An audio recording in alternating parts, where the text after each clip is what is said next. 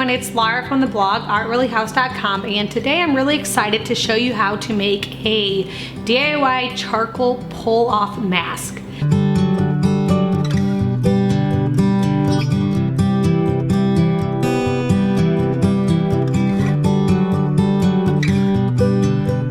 This face mask is going to work really well at removing blackheads and just clearing up the skin and leaving it really soft and smooth. So I started looking into peel off masks, and I noticed that a ton of recipes call for glue. So obviously I decided that I was not going to be putting glue on my face, because this channel and my blog and everything I do is all about removing toxins from our home, not bringing in new toxins to make things with glue. So totally scratched that, and I found that you can use gelatin for the binder in this recipe and to really hold it together and make it that peel off mask. So we're going to be using some unflavored gelatin. This is just from pasture raised, grass fed.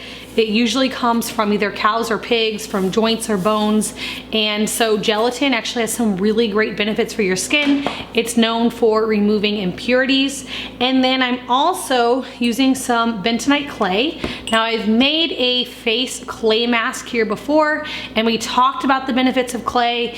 It is really good at pulling toxins and just clearing up the skin too. So we're gonna put a little clay in. And then we're using activated charcoal, which this stuff can be very messy, just to warn you, but again, so many great benefits for your skin. So we're gonna use it. I have a bag in here because charcoal, actually, I have it in a draw salve that I keep on hand in case anybody has some weird rash, or you get bit by something, or something that I'm just not sure what to do with it. I will put black charcoal on it because that helps to pull the toxins or even a poison out of the skin. Once you have it, you'll probably never have to buy it again. You only need a little bitty bit. In fact, in this recipe, I think I'm using like a teaspoon, and so you won't need a ton of black charcoal, but I just like to have it on hand for those little emergencies. This is gonna be a recipe that's for a one-time use face mask. So I'm just gonna make it here in a little bowl, and then I'm gonna show you how to apply it. And then once you're done, you'll just wanna discard whatever you have. It's not meant to be saved. So we just make a little bit at a time. Now, before we get started, I'm gonna tell you, if you're ever using clay, like this bentonite clay here, you want to make sure that you're using glass and wood, nothing metal or stainless steel whenever you are stirring it or just storing it or anything like that. So we're gonna start off with our activated charcoal. And you can find this probably at most of your local health food stores. I have it linked below where I get it just on Amazon.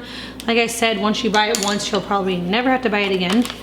Okay, so I'm gonna get 1 teaspoon. Oh, that's way too much. Okay, 1 teaspoon of activated charcoal in my bowl. And again, this stuff will stain everything black, so you'll want to be very careful with that. Then we're going to do just a half of a teaspoon of the bentonite clay. And then I'm going to do 1 tablespoon of my gelatin. You can use this stuff not just for skin, but it's also really good for cooking. You can make a jello with it. Okay, so now we're going to add in 2 tablespoons of very hot water. It doesn't necessarily have to be boiling, but just where you just pulled it off the stove. It's very hot, pour that in, and that's going to help the gelatin to gel up. And then we're just gonna stir this up until everything is well combined and it makes a paste.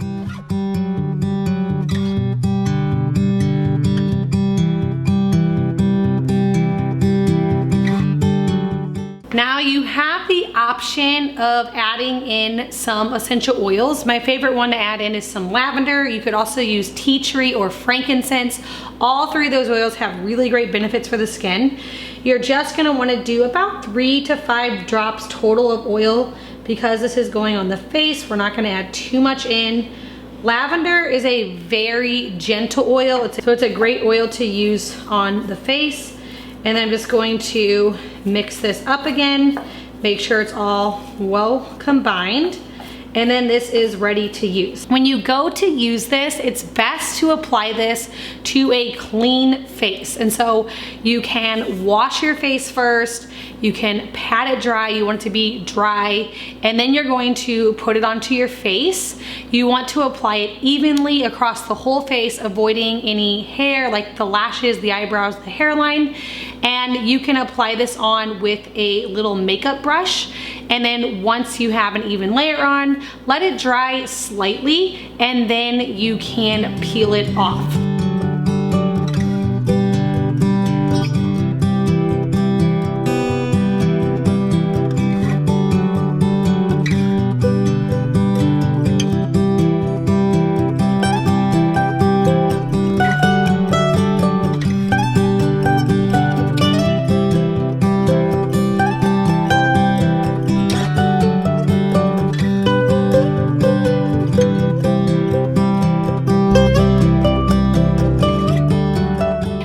Why I tell you to avoid your eyes and your eyebrows and your eyelashes and your hairline is because this can actually pull out hair too, and so you want to be sure that you don't get it there. Now all the ingredients in here are water soluble, so if you do get it onto your hair or your eyebrows or eyelashes or something, don't worry, you can definitely just use some warm water to remove it. And that's also the same if you have it on your face and you're noticing that it kind of hurts or you're feeling any type of discomfort at all.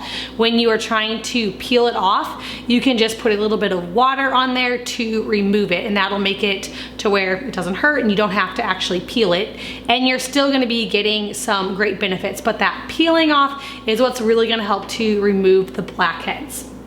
Now, another thing to know about using face masks in general, especially ones with charcoal, is that it can leave your skin red afterwards. Now, if it's burning or you feel some type of sensitivity, then maybe your skin's not reacting well with it and you might want to use it less often, don't leave it on as long, or maybe not use it altogether. But if you do have just some redness to your skin, this can just be the reaction that your skin is having from detoxing and just helping to like pull toxins and impurities and things out from your skin.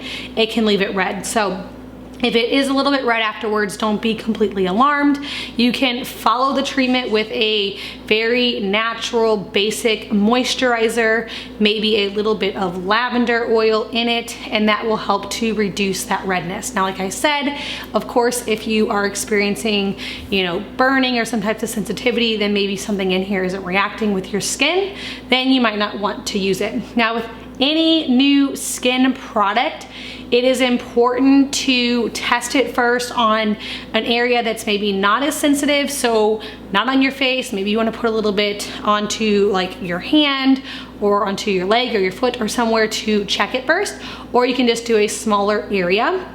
And you also do not have to apply this all over your whole face. If you prefer just to do problem areas, if you just want to focus on your T-zone or just on your nose, maybe where blackheads are more prominent, you can do that as well. So it's okay to put on your whole face, but it really just depends on what preference you have. It is recommended to do a face mask treatment about 2 to 3 times a week. So this isn't something that you have to do every single day, but just a couple times a week. Now, of course, everyone's skin is different, and so if you have really sensitive skin or maybe acne prone skin or oily or dry, depending on what's in the mask. Now this one's pretty hydrating because of the different ingredients in here, but you may want to do it more or less depending on your skin type. Like I mentioned, this is not meant to be stored, and so whenever you are finished with your mask, you can just discard the rest if you don't want to waste it, which it should be about the right amount. But this is also really good to use under your armpits. So your armpits is a great place to detox your body, so you can apply it there. Like I said, it'll be a little messy, so this might be something you want to do in the shower, but applying it there, letting it sit, removing it with water, not really peeling it off because that might hurt in that sensitive area, but it's a great way to detox your body. So I think that's it. That covers probably the most frequently asked questions that I'm going to get. If you have any more questions, let me know down in the comments below. If you are planning on making this and you want to know where any of this stuff comes from. I do have links for all the things that I'm using here down in my description box, along with several different ebooks with recipes, my skincare playlist, and just all kinds of different things for you to check out. And if you're new to my channel, be sure to hit that subscribe button. I get out new videos every week on essential oil education, natural remedies, and healthy recipes. Thank you so much for stopping by, and I hope to see you in the next one.